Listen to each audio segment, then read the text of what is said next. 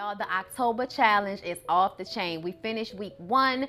We just started week 2 today, and it is a beast, but we are getting it in, and we are really enjoying Trap and Tone. At least I'm enjoying it, y'all. I feel like I'm getting into the best shape of my damn life with LASHAE. Y'all can sign up for the challenge. You won't be eligible to get any of the prizes, but you can actually get the workouts from going to ifyoucanmove.com and signing up. Okay, tell them that Bondy Blue sent you. Y'all can use my email, bondy.brittany@gmail.com, which is always down below in the description box, along with the link for the website.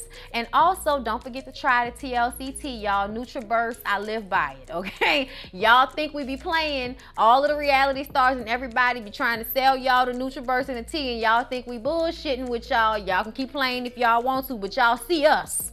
Okay, we're getting it together. I ain't all the way there yet, but I'm on my way. I'm better than I was 5 months ago. 6 months ago, child, I'm better than I was this whole time. Okay, so if y'all trying to get in shape, you're trying to start your workout journey, please check out LASHAE and ifyoucanmove.com. And also, if you want to purchase TLCT or any of their products, the NutriBurst, please buy it from me. Link down below. All right. Hey everybody, what's up? It's your girl Bondy Blue, and I am back for my final review for Ratched season 1, which is a compilation of episodes 6, 7, and 8.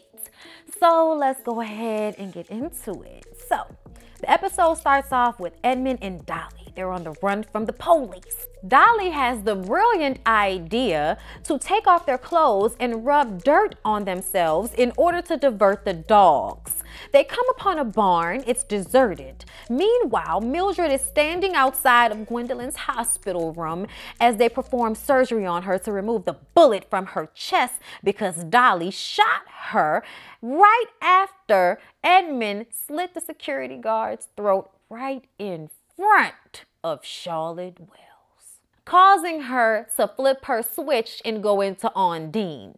After the surgery is over, Mildred sits next to Gwendolyn's bed and she holds her hand, obviously distraught. She says she has a confession to make. She hasn't been able to be honest with anyone about this, but she has to tell Gwendolyn the truth, especially if she might lose her. Gwendolyn starts to stir and open her eyes. Mildred calls for the nurse. She tells Gwendolyn she's going to be all right. She grabs tight hold of her hand and they look into each other's eyes. It's love, yeah. Edmund and Dolly break into a dilapidated house. When they get inside, Edmund notices that the house is in disarray and says that they must have left in a hurry.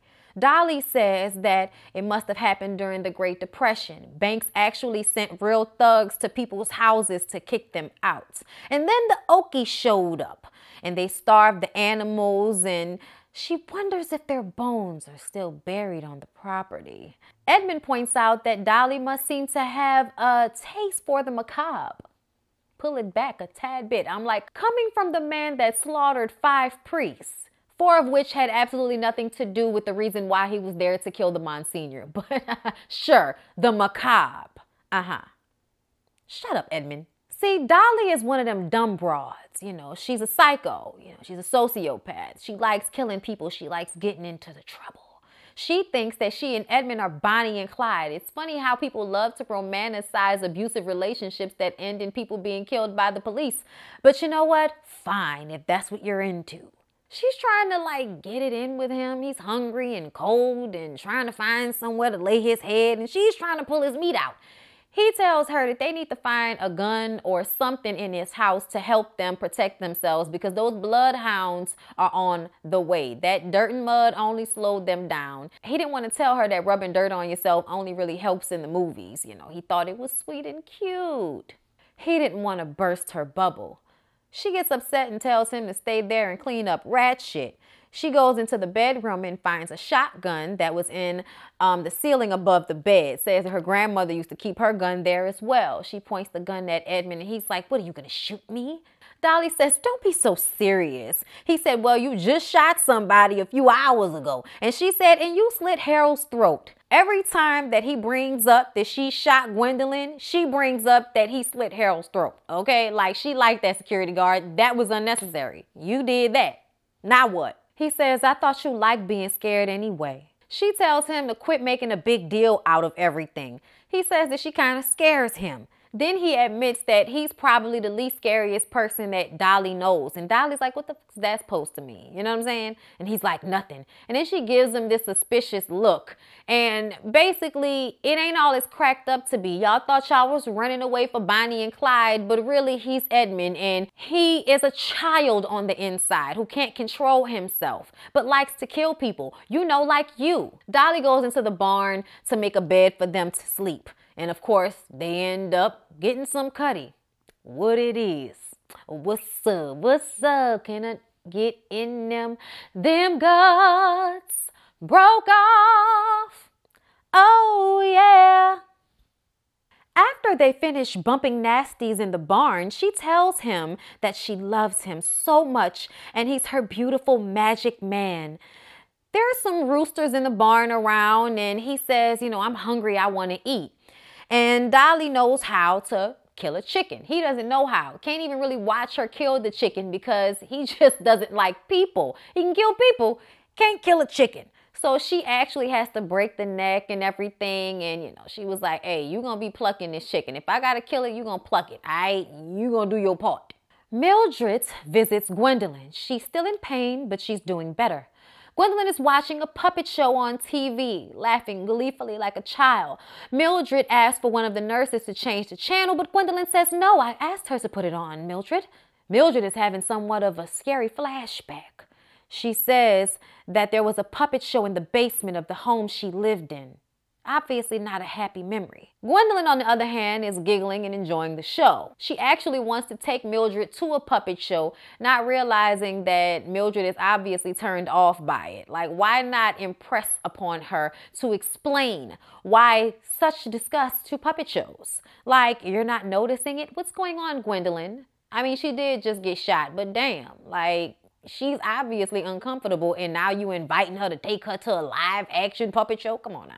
When Mildred expresses that she doesn't want to go, Gwendolyn receives it as some type of, I don't really want to be seen out in public with my lesbian lover rejection. But Mildred is like, no, listen, it's really about the actual puppet show. Eventually, Mildred agrees to go with Gwendolyn to the puppet show. Mildred says that Gwendolyn getting shot made her realize that she doesn't want to lose her, so she will go. So they get to the puppet show and Mildred and Gwendolyn get all dressed up and it's nice. They're the only adults by themselves in a room full of children and their parents, but okay. Either way, when we sit down to hear the puppet story, we get Mildred and Edmund's story about her childhood and how her mom was an alcoholic and decided one day that she didn't want to be Mildred's mommy anymore. So she was sent to a foster home. She was abused at that foster home, at several foster homes. The kids and Gwendolyn laugh as the narrator tells the story of Mildred and Edmund. They were unhappy, very unhappy, until they met their fairy godmother, a kind caseworker who pitied them enough to fix their paperwork, claiming that they were biological siblings so that they would be placed together and never separated. They were sent to several bad homes after that. It seems as if they were often taken in for the government stipend they would receive. They ran away back to the caseworker and she found them another home. This home was better at first. It was a wealthy mommy and daddy who lived in the castle. They were so excited to meet their new mommy and daddy. They gave them presents and candy and all the ice cream they could eat. Yeah, it sounds just like when that witch is trying to fatten up Hansel and Gretel, okay? But anyway, after they finished fattening Edmund and Mildred up with all the candy and ice cream that they could eat, they took them down to the basement and basically put out ads in the newspaper with keywords and have perverts and pedos come and watch them perform sexual acts on one another, like a puppet show. When they got an opportunity to escape, Edmund says they needed to get revenge. Mildred didn't want to leave him, but she had to leave. She was too scared. So Edmund stabbed both Forever Mommy and Daddy to death. Mildred promised one day she would find Edmund. All the kids in the show were laughing, and it's obvious that Mildred was seeing a different story than everyone else. She screams, "How dare you! What kind of show is this?" Everyone is stunned, including Gwendolyn, looking up at her like, what's going on? Gwendolyn has to apologize as they rush out of the room in horror and embarrassment. So they get in the car and Mildred tries to pretend as if nothing is wrong. And Gwendolyn is like, no, pull this damn car over. We need to talk. What the hell happened back there? Okay, what is going on? So they go and sit down and eat. And Mildred finally explains that Edmund Tolleson is her brother. Of course, Gwendolyn is horrified that such a terrible person could be tied to her true love. Edmund and Dolly wake up in a barn a little too late. She's still trying to make out with him, and he says later they have to go. He can tell that something is amiss.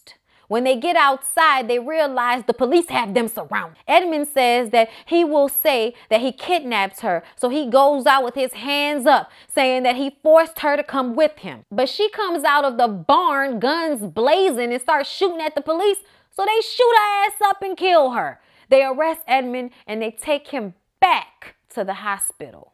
Mildred retrieves Edmund when the police drop him off. He's heavily guarded until the governor gets there. With his face covered and his body in a straitjacket, he says, "Nurse Ratched." She says, "Don't you say my name. Keep my name out your mouth. You should be lucky these officers didn't shoot you. I would have." The next morning, Nurse Bucket tells Dr. Hanover the governor is here to see him. And Dr. Hanover presents his case about Charlotte Wells.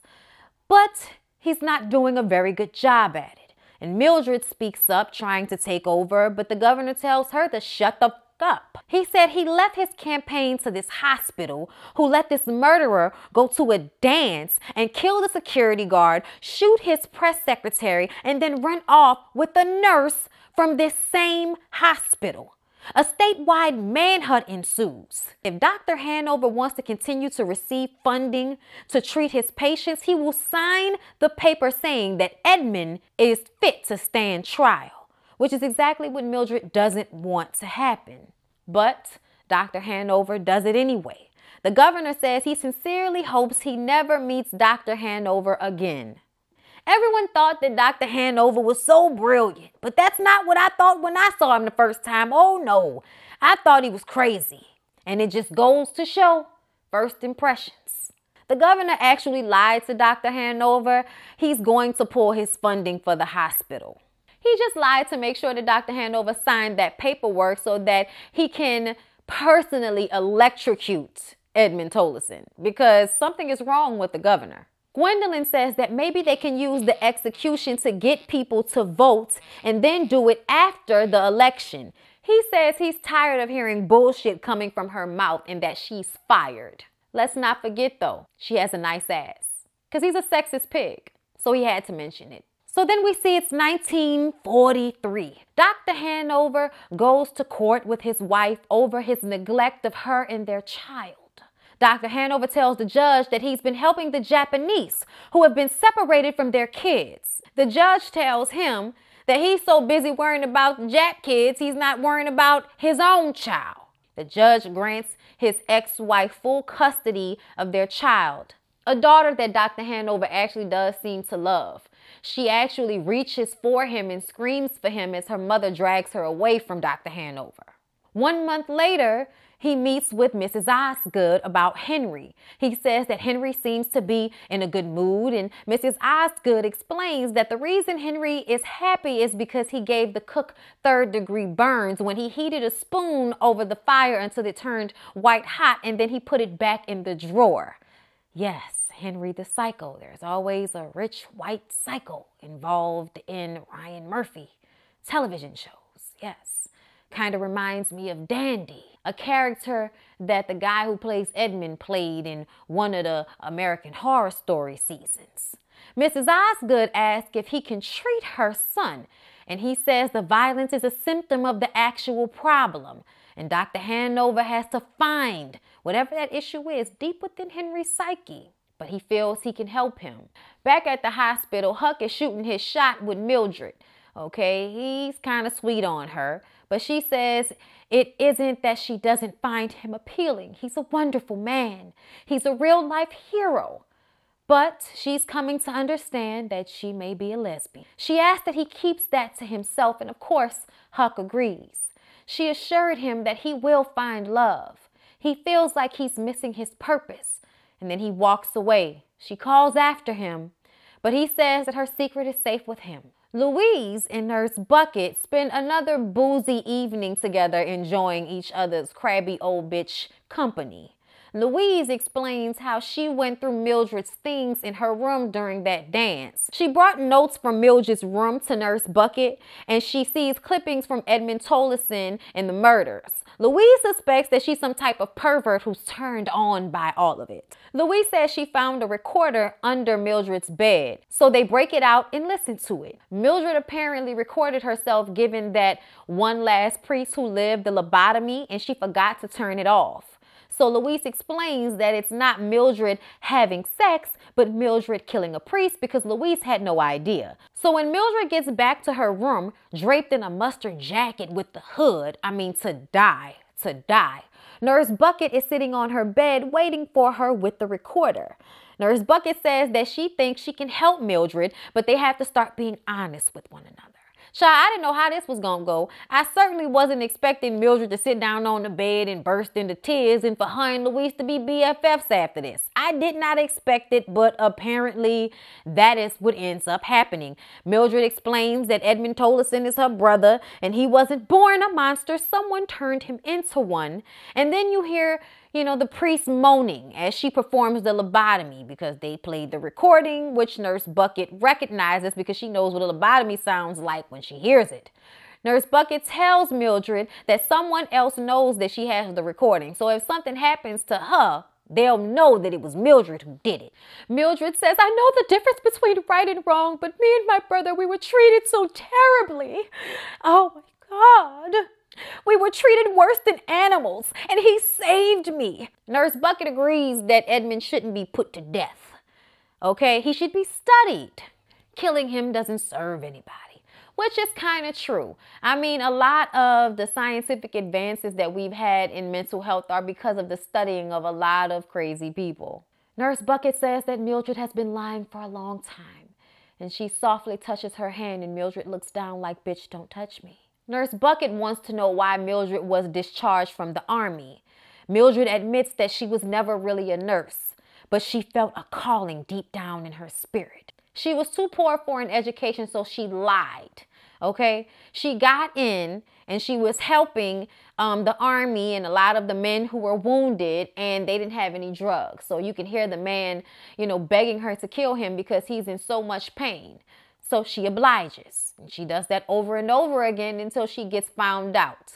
At the time, the general didn't have time to put up no paperwork and all of that, so he just told her to scram, get lost, which means she was able to take her time there and use it to become a nurse in real life. Thanks for not doing your due diligence, sir. And now she can live to kill another day. He believed they wouldn't be able to prove that she was suffocating the soldiers anyway. She came home to the States and became a waitress. And she hated not being considered a hero like the soldiers. It's like, but you weren't a hero, bitch. You killed people, whatever. They killed people too. But that wasn't for freedom, okay? Like, nobody asked you to, they did. Never mind, okay? She's not a hero, whatever. Even though I do believe that when people want to go, it should be legal for them to go. I don't understand why y'all trying to keep people alive so they can be in pain. Make that make sense for me. However, I don't feel like this is that. Mildred decided that she would lie once again, and it worked with Dr. Hanover. He didn't even call the state board to check her references. Nurse Bucket thanks her for her honesty. Then she says the difference between the two of them is that she's strong and Mildred is weak, which is why she killed those men when they begged her to do so. Nurse Bucket, on the other hand, would never have killed them because they begged her to. She admits they've done stupid things for men, her for Dr. Hanover and Mildred for Edmund. She does feel sympathy for Mildred. She says she has a plan for the hospital, but she needs Mildred to vouch for her. They go to see the hospital's benefactor, a nice-looking young woman who has inherited it from her family. She has a lot of wealth, and she explains that her sister Francine had mental issues and heard voices until one day she killed herself after being kept in a cage for most of her life. Mildred takes over for Nurse Bucket, who can't seem to verbalize well enough for the young woman to understand. But Mildred explains that Dr. Hanover is not only a drug abuser, but he is faking his papers. And she explains what happened with Mrs. Osgood and Henry. The benefactor agrees that Dr. Hanover will be fired, but they need someone else to take over the hospital, and Mildred suggests Nurse Bucket. I mean, who else if not her? In the car, Nurse Bucket says that she owes Mildred, and Mildred asks that she make Huck the head nurse. Even though he doesn't have the criteria, it doesn't seem to matter at this hospital. I mean, Mildred wasn't qualified at all, and she was head nurse. Child, Nurse Bucket could not wait to get back to the hospital to tell Dr. Hanover that his ass was fired. She tells him that the police are coming. He apologizes for how he treated her after she tells him that she will always believe in him. I feel like she showed his ass too much grace, okay? I feel like she should have let the police show up and arrest him. He gets Charlotte and runs off. The police were about to stop him, but Mildred tells the police officer that Charlotte checked herself in, which means she's free to leave on her own recognizance. She believes that Dr. Hanover can help her, so they leave together. Dr. Hanover says the worst decision he ever made was allowing Mildred to work at the hospital. And she says it's actually the best decision he ever made. Looks him dead in the eye. Mildred calls Mrs. Osgood and tells her to lay off unless she wants authorities to find out about her attempting to kill Dr. Hanover. So Charlotte and Dr. Hanover go to a diner after they check into a hotel, and they have to pay up front because he's Asian and she's black. Dr. Hanover's plan is to have Charlotte drive while he hides in the trunk as they drive to Vancouver in Canada, where his friend has a hospital and he might allow him to work with Charlotte there. When they get back to the hotel room, Dr. Hanover lays her down because she's obviously extremely tired, which is not good for her weak psyche. But the police come knocking on the door, so Dr. Hanover pushes her into a closet, which causes her to freak out. The cop was actually there because somebody had parked their car in a spot they weren't supposed to park in. It had nothing to do with them, but they were so scared. I mean, I don't understand why he couldn't make her hide in the bathroom. Like, what sense did that make? But either way, she flips out when she comes out of the closet. She turns into Undine. How dare you shut me into a closet? I played first chair violin for the Boston Pops. And who are you? Nothing. Then she transforms into Apollo, and Dr. Hanover is Hitler. Oh, I'm gonna get you, you Nazi bastard. So she beats him, then stabs him to death. Charlotte wakes up in the bathroom covered in Dr. Hanover's blood. She calls the hospital for Nurse Ratched. Mildred tells her to lock the door. I'm on my way. Mildred gets there, gives Charlotte some money, and puts her on the bus. I'm like, well, where the hell is she supposed to go? You know she crazy. Where you think she gonna go? Mildred goes to the hardware store, buys a saw, goes back to the hotel room, cuts off Dr. Hanover's head, and delivers it to Mrs. Osgood. When Mrs. Osgood shows Dr. Hanover's head to her son, you think it's going to be a happy moment, but no, everybody's a psychopath, so it's not going to be a happy moment. When he sees the head, he says that this doesn't fix anything. Mrs. Osgood says, I know, but at least we can fully rest knowing that this man paid for the terrible thing that he did to us. Henry says, what about what you did to me? You hired him to keep me cooped up in here, hiding me because you're ashamed. She says, no. He says, yes, you love your monkey more than you love me. I mean, the monkey is not going to kill her, and she always has to watch her back with you around. She kisses him and puts her head in his lap, which I don't know why she would do that, but he says he hates her, and he wants her to pay for everything she's done. And then the gardener comes in, stabs her in the back with a pitchfork. I was like, what the? Oh my God. And then Henry cries over his mother's dead body. I mean, make it make sense. Do you hate her? Do you love her? Why are you crying now? You don't have any arms or legs. What are you going to do? Child, Mildred's fairy godmother, social worker Anna, shows up at the motel to see her. She says that she still blames herself for what happened with Edmund and Mildred when they were kids. And she also says that Edmund got off from killing foster parents. Like, they know he did it and they let him off because they felt like it was justified. Mildred admits that she found Edmund after she got out the system. He told her he was getting out of jail or whatever he was in a week, but he lied. He'd already been let out the day before. She thought it was payback for him leaving her. Then Anna tells her about Edmund's mother being a nun who claimed to have been raped by one of the priests that he killed, the Monsignor. I never realized that she didn't know that. But then she tells her not to waste her time trying to save somebody that don't want to be saved. Okay, don't save him. He don't want to be saved. Don't save him. He don't want to be saved. He don't, girl. Gwendolyn packs up her things. She says she's moving back to the East Coast where she can actually work in politics, far away from California's crazy-ass governor. Trevor, her ex-husband, apologizes for the way he handled her leaving him. He says that he did love her, but she was absolutely right. There's a better life out there for the both of them, meaning he didn't found himself a man. He tells her that he will always be there for her, and then he gleefully walks out of the home. On the way out, Mildred sees him, and then she comes knocking on the door. Gwendolyn is still pissed that she lied to her and Edmund Tolleson is her brother, so they haven't talked in a while. She says she tried to call. Gwendolyn said that she's going home to Connecticut to live with her mother, but she admits that Mildred walked into her heart and she can't let her out. Mildred says that Gwendolyn has to understand she had no choice in the matter, and if she had to, she would do it all over again. Then she tells her that her feelings for Gwendolyn are the truest thing she's ever felt. She loves her. Then she tells her that Dr. Hanover is dead. Gwendolyn says, "Tell me you didn't." And Mildred says, "No, I had nothing to do with him being dead. But I did come into some money. Come on, Gwendolyn, we can run away together." Gwendolyn says, "No, that's not what I want my life to be." Mildred says, "Why? Why can't it be the life that you want your life to be?" And Gwendolyn says, "Because the doctors found a tumor. I have cancer." It's like, oh, damn. Mildred says, "I have money. We can find doctors." Gwendolyn says, "You have to stop. There's nothing anyone can do." Mildred says, "I will go to the ends of the earth, but I will do everything in my power to save you." They share a passionate kiss. Finally, some goddamn passion. We go back to Henry, okay? Apparently, he tricked the gardener into killing his mom for him and taking the fall. So now he's going to jail for killing her.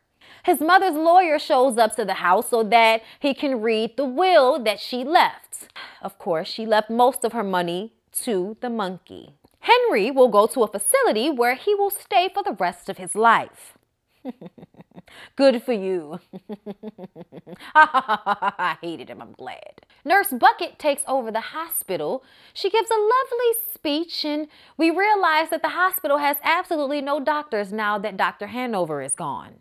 Yeah, there was never any checks and balances, which is why people were allowed to work there without any real credentials.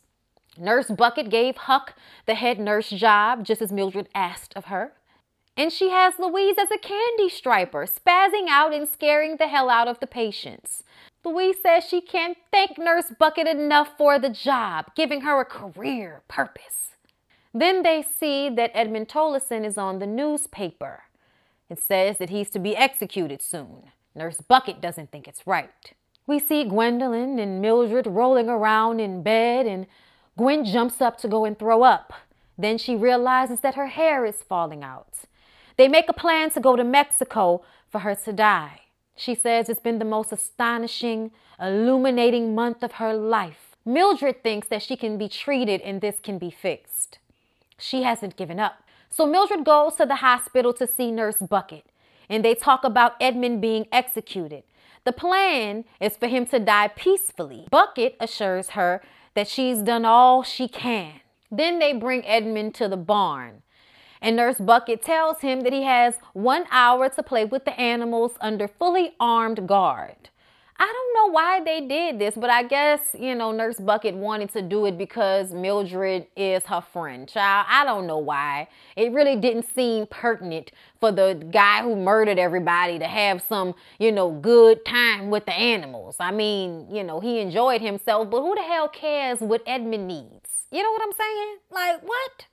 Y'all, this is just crazy to me. Who the hell cares about Edmund? Like, this is annoying to me. I know Mildred, but geez Louise. He just gets way too many allowances for somebody that killed all these damn people. I'm just saying. Harold, poor Harold.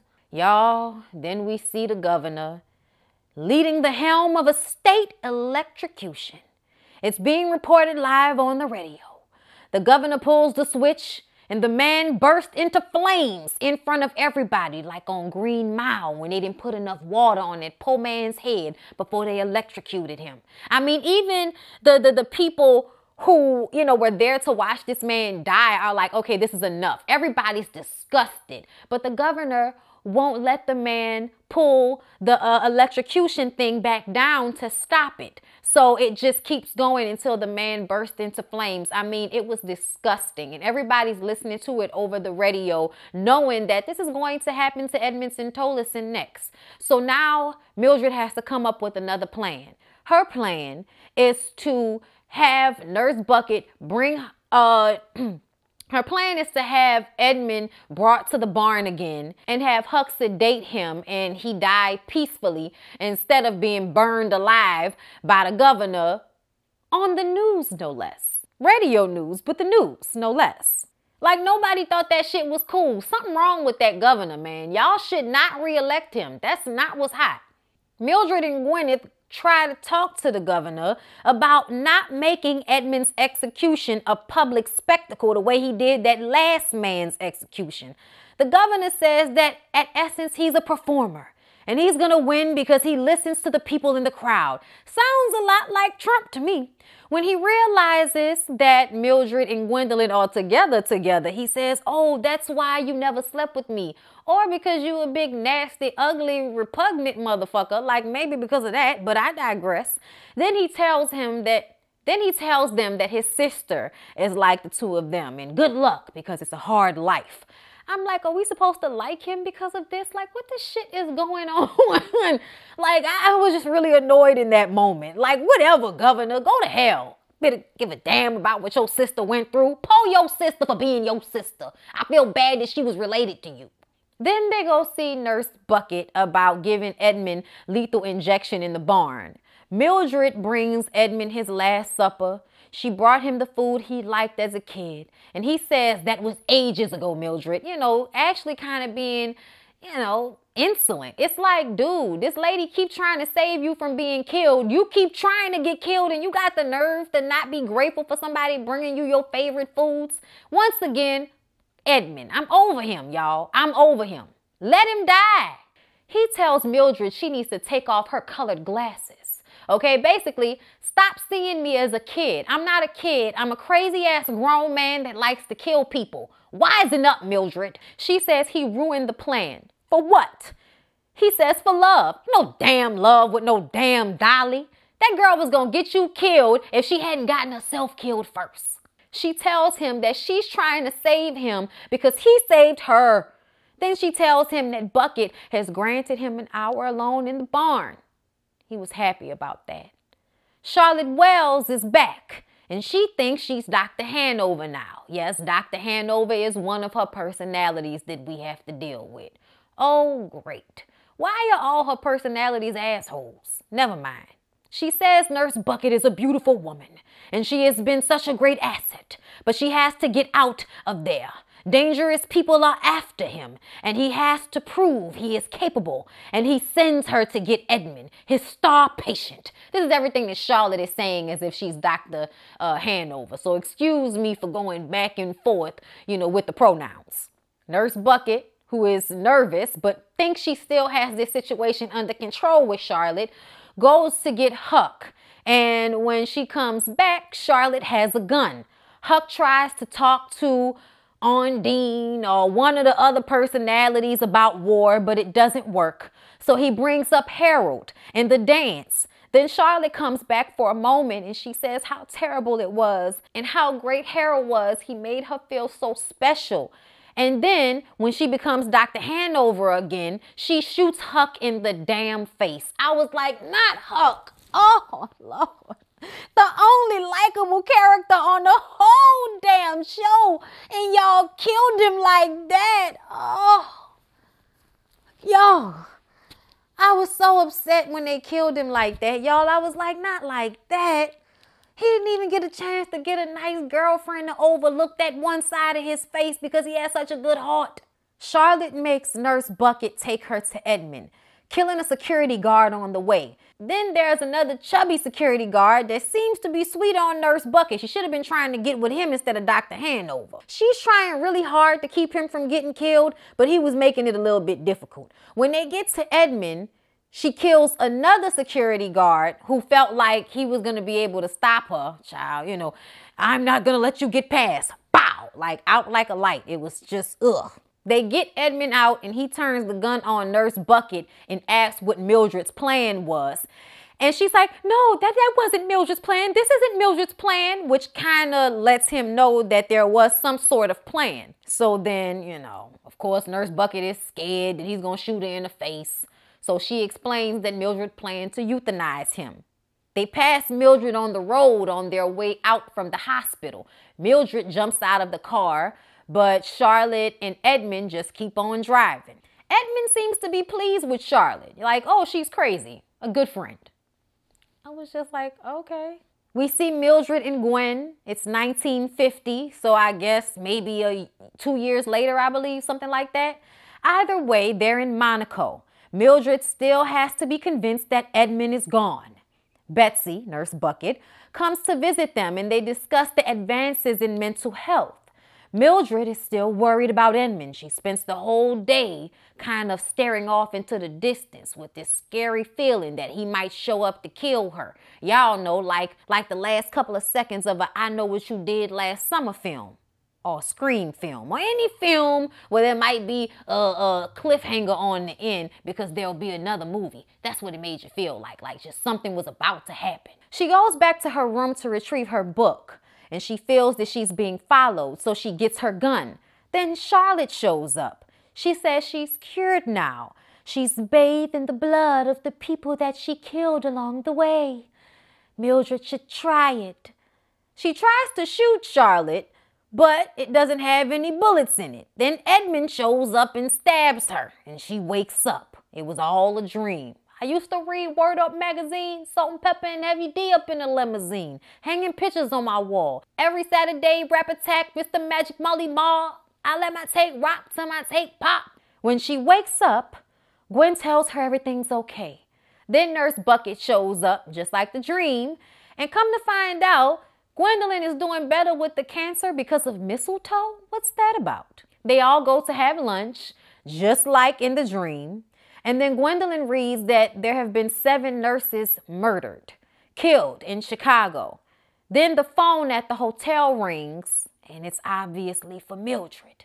That feeling that we had in that dream comes back, and it's Edmond. She says that she knows he sent her that message by killing those nurses. And she knows that he's coming for her. She knows what he's gonna do before he does it. She says she's coming for him this time.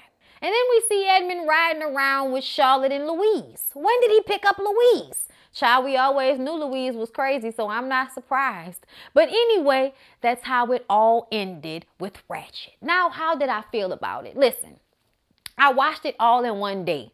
So for that, I feel like it was intriguing. It was enjoyable. I like Mildred for being a good and bad character. I was really annoyed with Edmond because it's like, why are you trying to save someone who's so damn terrible? It was the same thing with Henry. Why are you trying to save someone who's so damn terrible? It's all these people that love somebody or keep trying to save somebody that's just so damn terrible and kills innocent people. It just makes no sense. It was really annoying, okay, that part of it. But at the end of the day, I think the characters were entertaining. I think that they weren't like your regular cut and dry, I like you, I don't like you. Everybody kind of had a love-hate thing going on with them. You know, you would like them in one moment and hate them in another moment. You pretty much felt like that about everybody. So I think that says a lot about, you know, how the characters basically popped off of the page when it shows up in a scene. You know, Charlotte Wells was the best character by far. That lady definitely needs to get an award for that role. I hated Dr. Hanover, so that means he did a good job because I hated him so much. What else? The wardrobe, the set, beautiful. Very, very, very well worth the money. Rich, lots of saturations.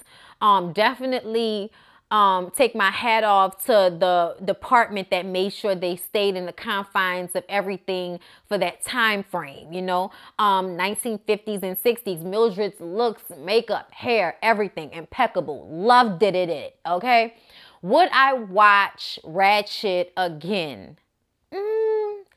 Probably not.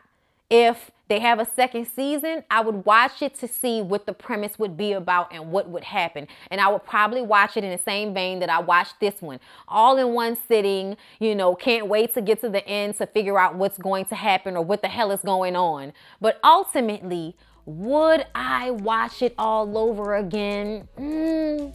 I don't know. Because it was good, but after I was like, oh, that's it? Oh, okay. Kind of felt a little, you know, disappointed at the end. Is it just me? Even though I feel like it tied it up in a pretty bow for everybody and we had all these ups and downs and moments where we didn't know who the hell we were rooting for or what the hell we wanted to happen. But ultimately, it was just kind of, y'all tell me what y'all thought. Like, comment, subscribe. Love you guys. See you in the next one.